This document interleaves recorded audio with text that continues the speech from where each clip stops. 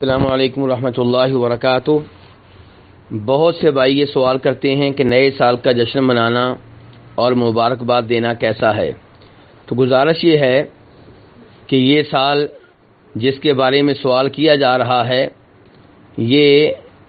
انگریزوں کی تاریخ سے تعلق رکھتا ہے، عیسائیوں کی تاریخ سے تعلق رکھتا ہے،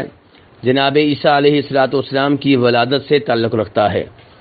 اس کا جشن منانا کیسے جائز ہو سکتا ہے جب کہ وہ سال جسے اسلامی سال کہا جاتا ہے، جس کا تعلق مسلمانوں کی تاریخ سے ہے، نبی علیہ السلام کے مکہ سے مدینہ کی جانب ہجرت کرنے کے واقعے سے ہے، اس کا جشن منانا بھی جائز نہیں ہے،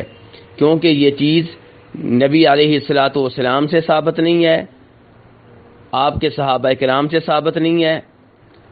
تو اس لیے اس چیز سے اجتناب کرنا چاہیے۔ اور جب آپ ہر سال اس کا جشن منائیں گے تو یہ اس کو عید بنانے کے مترادف ہوگا، اور اسلام میں دو ہی عیدیں ہیں، عید الفطر اور عید الاضحیٰ، کوئی تیسری عید نہیں ہے۔ اور اس سلسلے میں ایک روایت طبرانی کی ذکر کی جاتی ہے جس میں آتا ہے کہ صحابہ کرام رضوان اللہ علیہم اجمعین جب چاند دیکھتے نئے سال کا یا نئے مہینے کا تو وہ ایک دعا پڑھا کرتے تھے۔ تو گزارش یہ ہے کہ وہ روایت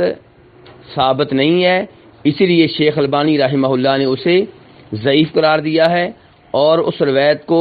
اپنی اس کتاب میں جگہ دی ہے جسے السلسلہ الضعیفہ کہتے ہیں، یعنی کہ ضعیف روایات۔ تو اس لیے نئے سال کا جشن منانے سے اجتناب کیا جائے، اس کا اہتمام کرنے سے اجتناب کیا جائے، اور اس کا یہ اہتمام کرنا، جشن منانا عیسائیوں سے مشابہت ہے، کافروں سے مشابہت ہے،